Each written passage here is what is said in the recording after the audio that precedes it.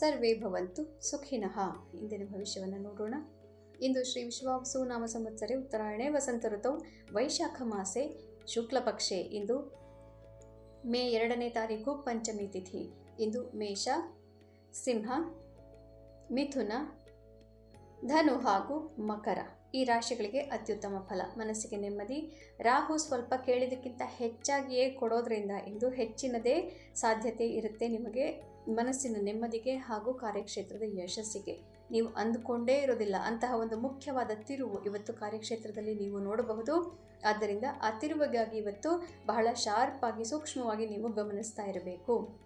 ವೃಷಭ, ಕನ್ಯಾ, ತುಲ ಹಾಗೂ ಕುಂಭ ಈ ರಾಶಿಗಳಿಗೆ ಸಾಧಾರಣ ಫಲ ಅಂದರೆ ಮಧ್ಯಮ ಫಲ.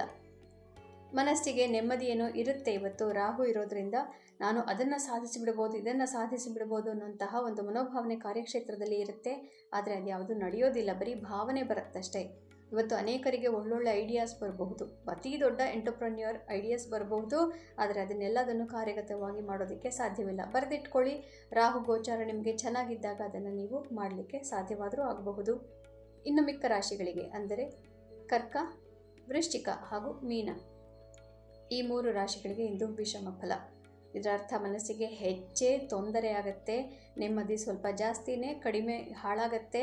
ಆದ್ದರಿಂದ ಇವತ್ತು ಧ್ಯಾನಾದಿಗಳನ್ನು ಮಾತ್ರ ಮಾಡಬೇಕು.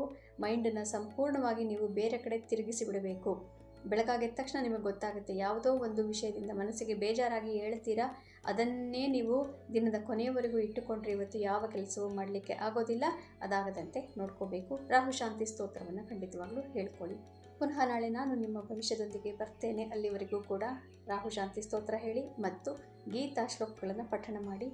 ಎಲ್ಲರಿಗೂ ಶುಭಮಸ್ತು. ಶ್ರೀಕೃಷ್ಣ ವಿಜಯತೆ.